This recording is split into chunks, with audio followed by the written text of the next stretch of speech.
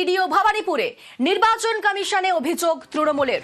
ভবানীপুরের returning officer বদল কমিশনের।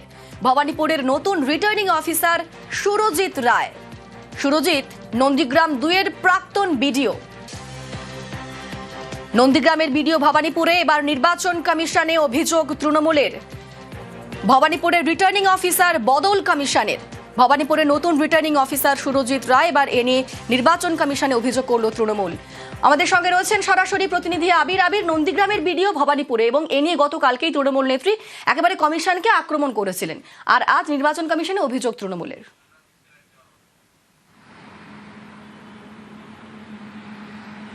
দেখো, 3 পাতার একটা অভিযোগ পত্র নির্বাচন কমিশনের কাছে পাঠিয়েছে হচ্ছে তৃণমূল কংগ্রেস, এবং সেই অভিযোগপত্রের সঙ্গে তারা জুড়ে দিয়েছে যে নন্দীগ্রামে বিডিও হিসাবে কর্মরত থাকাকালীন যে বোর্ডে যারা কাজ করেছেন তাতে সুরজিৎ রায়ের যে নাম রয়েছে সেটি 2018 থেকে 2021 পর্যন্ত নন্দীগ্রামে বিডিও হিসাবে তিনি কর্মরত ছিলেন। এবং এই অভিযোগপত্রে তৃণমূল কংগ্রেস উল্লেখ করেছে যে নন্দীগ্রামের যিনি বিধায়ক, যিনি এবারে ভবানীপুর কেন্দ্রের বিজেপির প্রার্থী শুভেন্দু অধিকারী, তার সঙ্গে এই আধিকারিকের ঘনিষ্ঠ যোগাযোগ রয়েছে। ফলে নির্বাচনের মতো কাজে যখন কেন্দ্রীয় নির্বাচন কমিশন বলছে যে নিরপেক্ষতা বজায় রেখে স্বচ্ছ ভাবে তারা নির্বাচন করাবে, তাহলে একজন নেতার ঘনিষ্ঠ থাকা ব্যক্তিকে কি করে একটি বিধানসভা কেন্দ্রের আরোর দায়িত্ব দেওয়া হয়, এবং এক্ষেত্রে দাঁড়িয়ে নির্বাচন কমিশন যথাযথভাবে কাজ করছে না বলে অভিযোগপত্রে উল্লেখ করেছে তৃণমূল কংগ্রেস।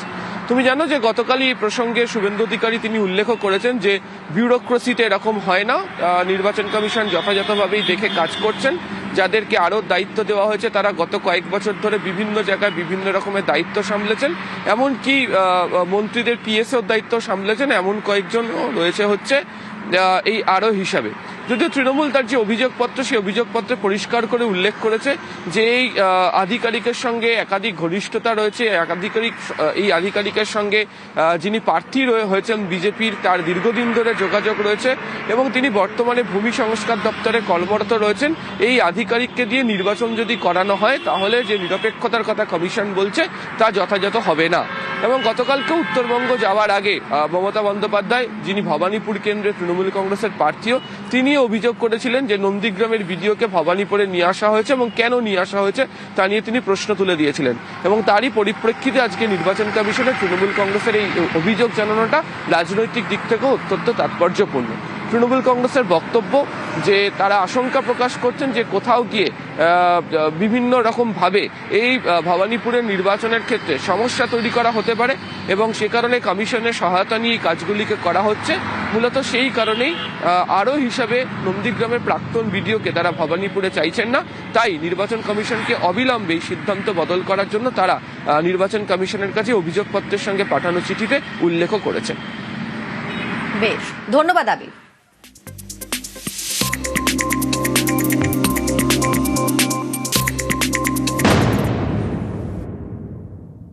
নন্দীগ্রামের বিডিও চলে আসছে ভবানীপুরে, কারণ গদ্দারের নিজের লোক বলে।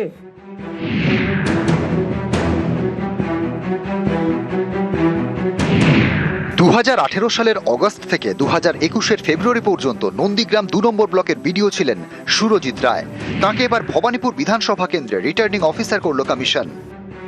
নন্দীগ্রামের বিডিও চলে আসছে ভবানীপুরে, কারণ গদ্দারের নিজের লোক বলে।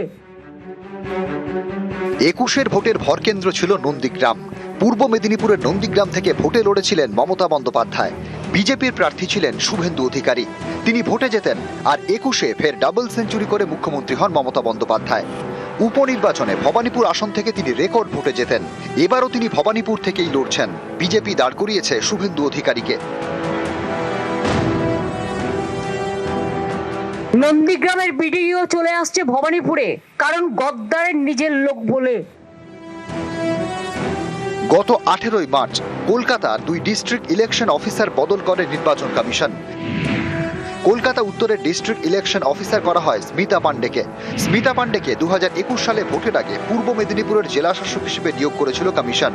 সেবার নন্দীগ্রামে ভোট গণনায় জেলা শাসকের ভূমিকা নিয়ে প্রশ্ন তুলেছিলেন মমতা বন্দ্যোপাধ্যায়। এবার তার অভিযোগ, ইচ্ছে করে নন্দীগ্রামের বিডিওকে ভবানীপুরে পাঠানো হয়েছে। নন্দীগ্রামের বিডিও চলে আসছে ভবানীপুরে, কারণ গদ্দারের নিজের লোক বলে।